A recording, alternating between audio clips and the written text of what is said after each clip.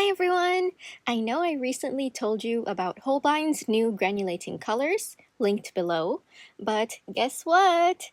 Kusakabe, another Japanese art brand, has also released new watercolor products! 18 single pigment colors! So I will be going through all 18 with you today. A big thank you to Ari for letting me know about this. Here are Ari's Instagram pages if you'd like to follow them. Before I get to those new colors, allow me to give a short little intro for those who don't know Kusakabe as a brand. They are a Japanese art-centric brand. They offer products like watercolors, oils, acrylics, and much more. Their main watercolor range is marketed as non-toxic and environmentally safe, so you won't see any toxic heavy metals like cobalt or cadmiums in their range. Tanya has a great video swatching all the colors. And then, when this granulation thing became trendy, they came out with their Harmonia granulating colors, a total of 24 colors.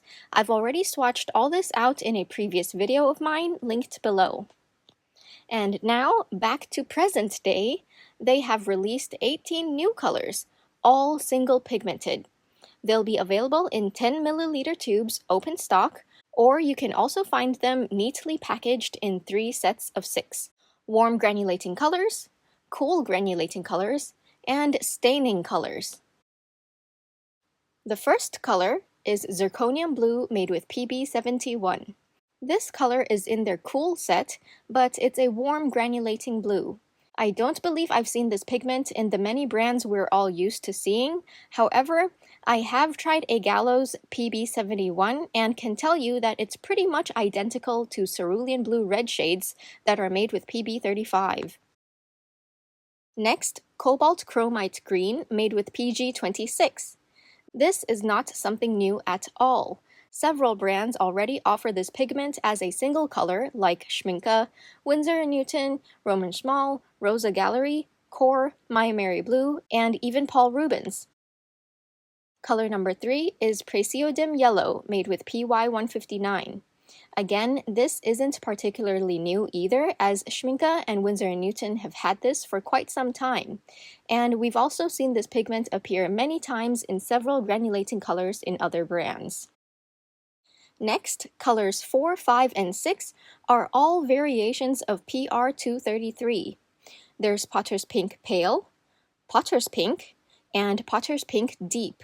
This is also not a new pigment, as it's been available in many brands which have been covered in various pigment comparison videos, mine included. From personal experience, Roman Schmal's is the most pink I've tried, which makes me think it might be similar to Kusakabe's Potter's Pink Pale. And Schminke's Potter's Pink is the darkest I've ever tried, so it's probably similar to Potter's Pink Deep. As for the one in between, I can't really be sure. Moving on, one of my most anticipated colors, Chrome Orchid made with PR236, which looks to be a somewhat muted granulating blue-leaning pink. I have never come across this pigment before, so I am very excited to try this one whenever it becomes available to me.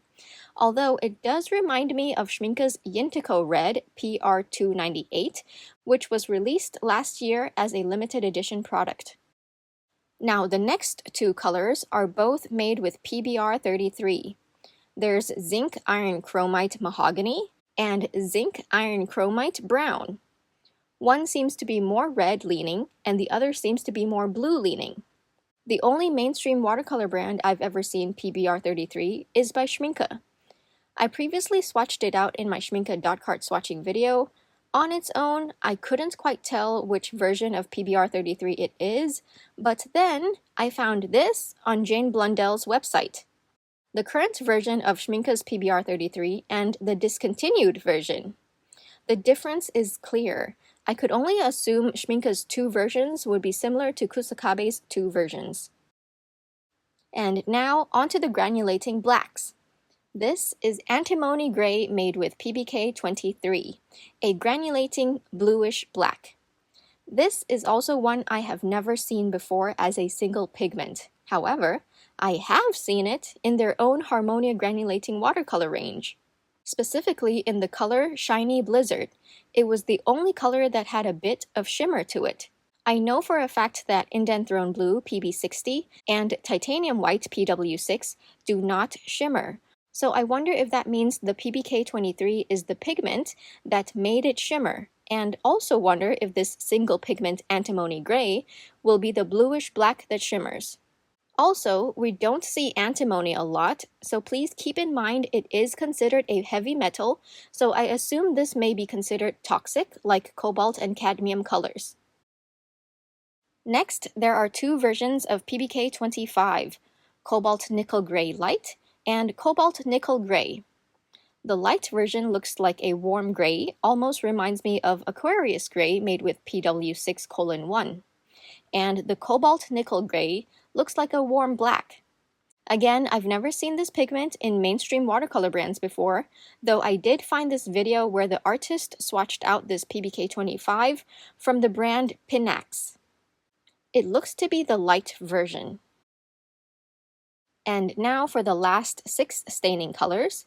There is Methyl Violet Lake made with PV3, Rhodamine Violet Lake made with PV1, Victoria Blue Lake made with PB1, Alkali Blue Lake made with PB61, Fast Green Lake made with PG4, and Tartrazine Yellow Lake made with PY100. These are all fugitive colors. I honestly don't understand why they've released these. There has to be a reason, right? I just don't know what that is. Anyway, if you're interested in more light fast versions of these staining colors, I recommend checking out the pigments on screen here, respectively. Out of all the 18 new colors, I'm not interested in any of the staining colors, and while a few of the granulating colors are available in other brands, I'm still excited to try most of them. They're all currently available on Sekaido's website. I've never ordered from the site before, but I believe you can still use third-party shipping websites to buy from there. Anyway, so what do you think of all these new colors? Which ones are you particularly interested in? I'd love to hear your thoughts. As always, thank you so much for watching, everyone. Don't forget to drink lots of water and stay hydrated.